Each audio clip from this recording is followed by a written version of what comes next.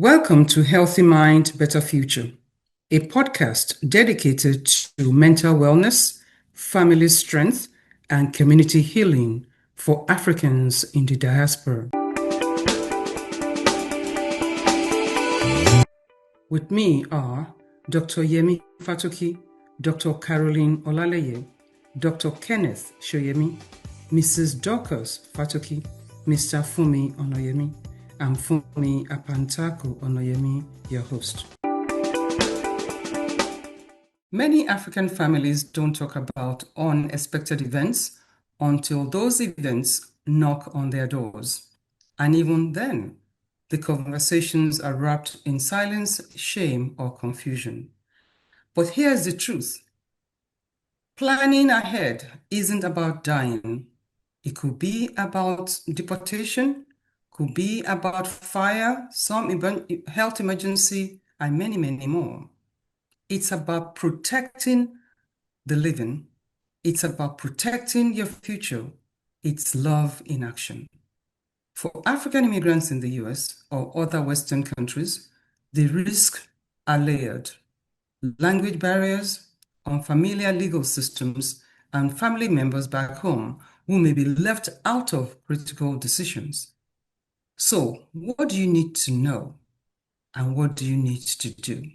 Today, we're going to talk about unexpected events. As we know, anything can happen anytime, particularly when we think of ourselves as African immigrants in the United States. And we know that within our communities, we really don't always have plans. So today, we'll be talking about the importance of having specific plans for unexpected events. What would you consider an unexpected event? Unexpected events could range from accidents, unexpected sickness, being delayed or incarcerated by the police or the immigration, sudden death. It could be anything. It could range from being incarcerated all the way down to death. Getting sick, getting deported, and just sometimes death doesn't give notice. So those kind of things, those are the unexpected events. It can even be fire in the house where things are completely destroyed. How do we then plan for the future against unexpected events that could easily destroy one's life if one is not prepared? Yes, I was going to add that loss of employment or natural disasters could also be unexpected. A tornado could hit and destroy your home, or you could get fired from your job, or maybe your company decides to lay people off. So planning depends on what stage of life you are in. If you have young children, apparently what you're going to do is different. Is try to do things different. If you're just at the beginning of your career, you're middle-aged or you're seasoned like me. So it just depends on what stage of life you're in. But you have to always think ahead. I remember my mom always used to say, save for the rainy day. So depending on where you are in your stage of life dictates what you need to do. Are we then saying that there must be a particular age in which we have to start preparing for unexpected events? Very early, at the beginning of the career, because again, someone like me who has been working like month to month, planning on your paycheck and using that to pay bills and putting money in your 401k or your retirement account. Losing a job that you depend on to pay your bills when you're in your 50s or 60s, it's a lot more difficult to deal with. Or if your company that you've put all your money in decides to file for bankruptcy and then you lose all your retirement money, or they are offering you a payout which is like 10% of what you've invested in. So that's what I mean. But we need to start very, very early in our career. And that's what I tell the young people that I deal with. You need to start planning right from the beginning. Mr. Onayemi, how would you describe a preparation plan? To me, on the topic of immigrants, I think the biggest unexpected is when you get delayed by ICE or when ICE immigration knock on your door. Talking about the immigrants now, you need to know what to do. And I hope we have the opportunity to see, we can list what most immigrants needs to do when the unexpected happens. They need how to handle ICE, what to do, what not to do. But to me personally, for immigrants, the number one unexpected is the unexpected, knock on the door from ICE or stop you at the grocery store. That's the key. In terms of preparing for the unexpected, whatever it might be, what should be in the plan? Make sure you and your wife, you sit down, you have a plan, and who's going to take care of the children, just in case both of you are in the same predicament. Who's a loved one who can actually take care of your finances, or who can you trust with your finances, which is usually a very, very, very touchy subject. Do you have cash in the safe at home? Who has the combination to the safe at home? Who can access your finances just in case you get delayed by ICE? And the reason why we keep mentioning ICE and ICE is because of the current situation, the current administration in which we are, or the current situation in which we are. Another thing is, just in case you fall sick or you go into a coma or nobody can reach you, at least a minimum, let your wife or your loved one or your spouse know how to access the finances. Just in case only one person is a one-income family, somebody has to be able to access the finances to pay the rent, to pay the bills, because the last thing you want to do is moving your child and your children into a shelter. So the planning should be comprehensive. It should include finances, health, and who can take care of the children. Let's say now that there's a death in a family. What should have been put in place? It will depend on the stage of life. When you have little children, everybody, I think, should consult somebody, a legal professional, to put something in place like a will, trust, and all those kind of plannings for them to help them set something up. Because when nothing is set up, there can be a problem, especially when you have little ones. And everybody should, if you set up let's say you set up a trust and you have you appointed somebody that is going to be the executor of your estate or stuff, let them know or ask them first if they will be able to stand in for what you're trying to put their name down for. And then if you also have little children, it's always a good idea, I think, for people to make sure they have a life insurance, especially it doesn't even matter if it's a 2-income household, but more so if it's a 1-income household, you should have a life insurance. Nobody wants to buy a life insurance because people sometimes think by making these plans, it's you're inviting death to come early, but that's not so. Don't get me wrong, it's very painful to be putting money into something that, especially when most young people can afford only term insurance. You're putting money in it and you know you're going to lose that money. You hope you lose that money because the only way you don't lose that money is if you die. There's someone, then they will pay it out. And it's never too late to start. If you've not been able to do it early and all of a sudden you look back and you find out that you're 50 years old now, that's fine. Start where you are. Today's a good day to start. I ran into somebody about 2 weeks ago and I'd not seen the person in about 20 years. I was like, hey, how about all the kids and everybody? So I was like, I gave her my number because I was rushing somewhere. I gave her my number and told her to text me. So we were texting back and forth. I'm like, send me a picture of the kids so that I can see where everybody is and know who is who. So when she was sending me the pictures, I saw somewhere in rest in peace to one of our kids. So then I called her back. I'm like, what happened? She explained that she was shot. There was a shootout. She got shot accidentally and she left 10 kids. Yeah, and she died at maybe she was barely 28, 29. She had 10 kids and barely 28, 29. So, and they had to take all the kids and everything. So yeah, exactly. So that's why we all have to plan, especially we have children. We have to have a basic plan. Let your loved ones, your mom, your parents, let them know where everything is. At least you should be able to trust somebody in your family. A lot of us have information on our phone. So, you have your passwords and all that. So do you have someone that you trust? You even let them know the code to your phone? Do you share your bank account passwords? I think that's even the most basic plan that we should all have.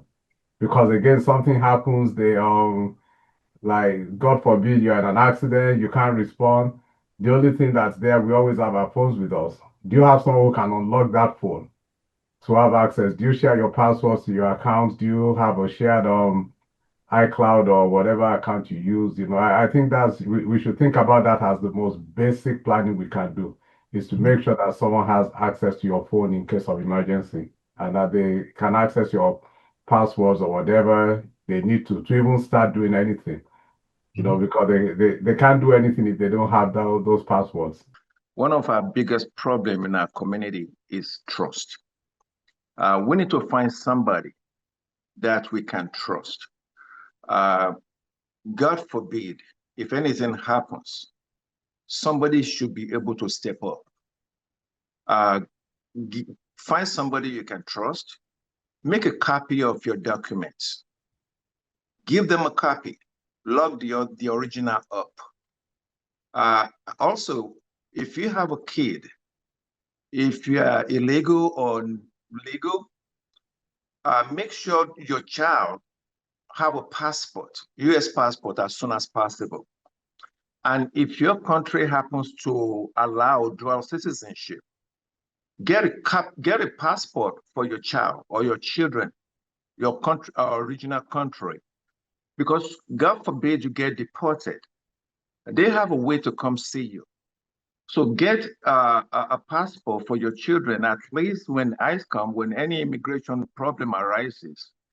The passport is there, US passport is there to testify to your identity.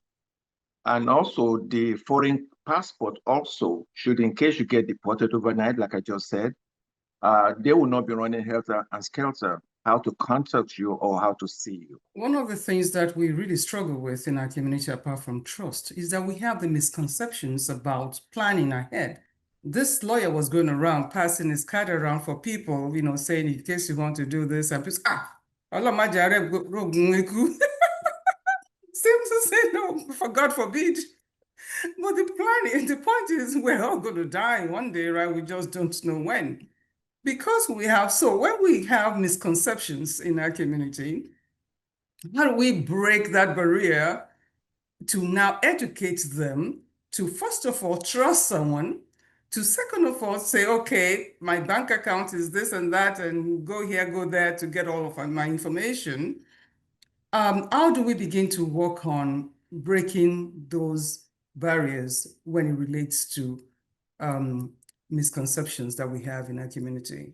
I think it's cultural, and it depends on how comfortable you feel. The way I usually go about it is that I'm not giving you I usually preface it, I'm not giving you my professional opinion. I'm just giving you what I would do. And I put them in my situation. At least I will let my wife know where everything is. I will, my password to my phone and everything. There's really nothing to hide. So I'll let her know I have access to everything. And there's nothing I do that she does not know. So that's just in case anything happens, she has access to all the funds, the life insurance and everything. So, and it all depends on the relationship you set up with your loved one. So the key thing is, like Daddy said, there must be somebody you trust with that information so that they can have access. And because you have to think of the kids, you have to think of your wife. And I'll give you a very good example. One of my colleagues will say, hey, you're a Nigerian. And I said, yes, I am. She said, I had not heard from her in a long time. She said, I have this family. They came here about 6 months ago, and all of a sudden their dad died, and there were like 4 kids. And they're asking they had to go to a church. They were looking for people to help them. How can you help us? So I'm like, yeah, I called that and I connected that with a couple of organizations that will help these families. So things like that. And nobody, we all have a, there are two things that are guaranteed in this country, like the Americans say, death and taxes. And we all have an appointment with death and taxes. Our prayer is let the days be far in between. So the key thing is planning and having a trust one. Even if it's the pastor of your church, if it is the imam of your mosque, somebody you should be able to trust with those key financial information. In terms of misconceptions, people really do believe that they're too young to die. So they don't even want to talk about it at age. For example, like my first life insurance came at age 20 something. Not that I wanted to. It was because someone was doing my hair and she also sold insurance. She sold me on it. And I bought a little bitty stuff. But my point was, it was because I was just being polite that day. Not because I thought I needed it, but I did. Anyway, so when people think that they're too young, and the second hand of that is, one, they're too young. And for the older ones, they will say, oh, my children will take care of this. What do you say about I'm too young? And Dr. Olaleye, what do you say about my children will take care of everything, meaning I don't have to have a plan? When you're already set in your ways, some people are just paranoid about everything. They feel like once you talk about death, you invited him into your home or into your life. So they're not going to talk about it. No matter what you do, you could walk on your head and they still won't listen to you. But the thing I want people to just learn is that talking about it doesn't make it happen. And not talking about it doesn't postpone it either. Things happen and none of us is guaranteed of tomorrow. We all go to sleep at night and by the grace of God, we wake up in the morning. No, some people don't. They go to sleep at night and they don't wake up.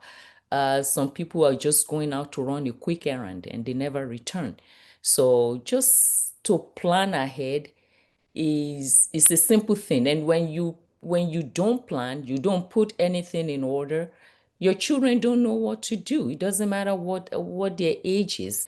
But some people, on the other hand, do their diligence and plan. One of my colleagues was telling me how her grandmother not only planned everything and put everything in order, she bought her plot of where she's going to be buried and paid for the burial and everything long before it happened. So she took care of her. It didn't make her die any younger. That woman didn't die until her late 90s. So planning doesn't make it happen, and lack of planning doesn't make it not to happen. Please plan. Disability, things happen. People become disabled and then you can go to work. You got to have a source of income to be continued. Get your disability insurance, get your life insurance, put them there and write things down. And if you're too paranoid to trust somebody, there has to be somebody trustworthy in your life. But let me play this devil's advocate that you're too paranoid, you can't trust anybody. Put everything at least in a safe in order.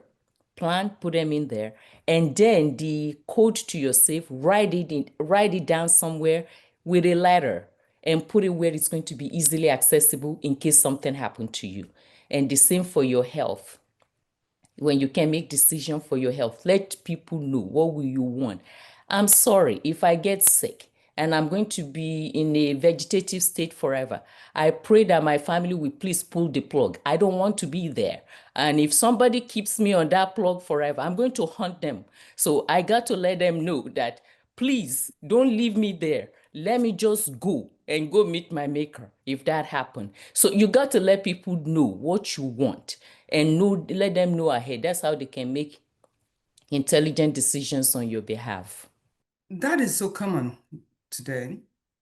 And funny enough, even though you said, oh, I just want you to be gone, but that's a very difficult decision to make for those that are really supporting us. I've seen a situation where this was clear, just pull the plug. But when it was time to do it, it was so difficult. So Dr. Fatoki, what do you say to when people are uncomfortable making that last call for a loved one. Think about the wishes of that person. Hopefully they have a Advanced directive. yeah, like advanced directive. So you have to respect those wishes. And if you don't have an advanced directive, then it's up to your relatives or whoever you trust or who is designated. And sometimes it's up to the doctors to make those decisions for you. So there's nothing as good as planning ahead. I had a friend, about 25 years ago, who was a young guy, and he had a very, very rare form of leukemia. And when it became time to pull the plug, his wife couldn't do it. Yeah, she couldn't do it. Yeah, and we all had to sit down and explain everything. This is where the situation is. This will be the best for this young man.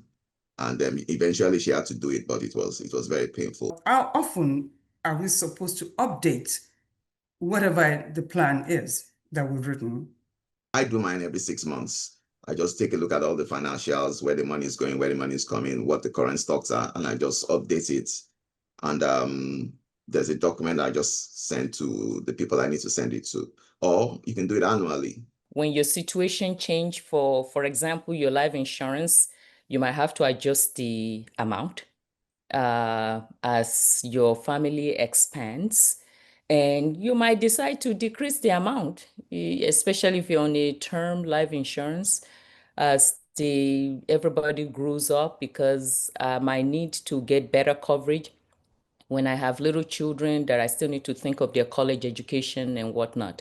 But then when I have my children in the 30s and 40s and they're taking care of themselves, well, I only need to think about myself and my spouse, really. So maybe your insurance need is not as much. So you take care of that. I mean, periodically, but at least I would say every couple of years, it's a good idea. Quick tips for people. It's not about how old you are, and it's not about how wealthy you are, because people think, oh, to write a will, you have to have a real substantial amount of money somewhere. But wills are not just about money, not just wills. Preparation, preparing for unexpected events shouldn't be about money. We're talking about children. We're talking about even material things, those things that are important to us. Even I've seen people who have left recipes and, family history, behind, just as something keepsake to say you should carry on. This person should carry on the family tradition, and they've written all of that in their wills. The advantages of being seasoned is that we experience life. Yes. Take away that I'm going to leave for people to learn from what we are saying. I wish I had planned much earlier. I probably would have been retired by now and not have to work. Everybody eventually will find a need or will discover that it is to their best interest to plan. It may be a little bit too late when they discover it. The sooner, the better.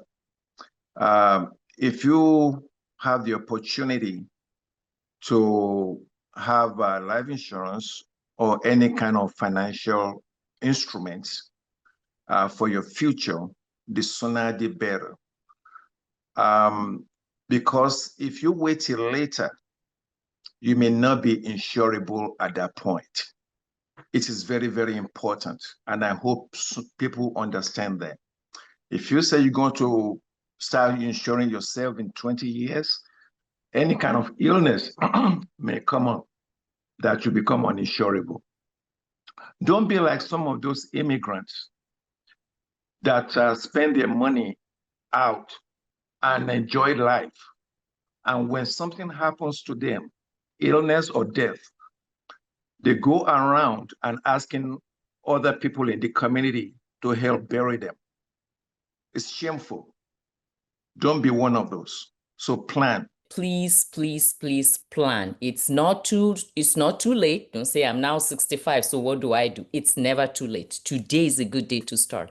And don't say I'm 20 years old and I'm too young. It's fine. Start early. It's never too soon and it's never too late. There is somebody there you could trust. And if not, there is a way around it. But please, whatever you do, plan. Thank you so much, everybody, for joining us today on Healthy Minds, Better Future. When we don't plan for unexpected events, we leave our families to sort out through grief, guilt, and chaos. But when we do plan, when we face the hard truths with love and courage, we leave behind peace. So don't leave it to chance. Start today.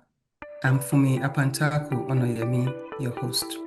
Before we wrap up today's episode of Healthy Mind, Better Future, I just want to take a quick moment to say thank you for tuning in.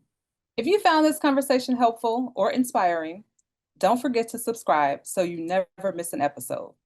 And if you know someone who could benefit from today's topic, please share this video with them. It might be just what they need. We'd also love to hear from you.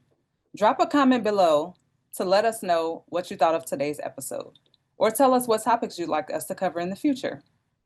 This space is for you, and your voice helps shape what we do next. Thanks again for being part of this journey toward a healthier mind and a better future.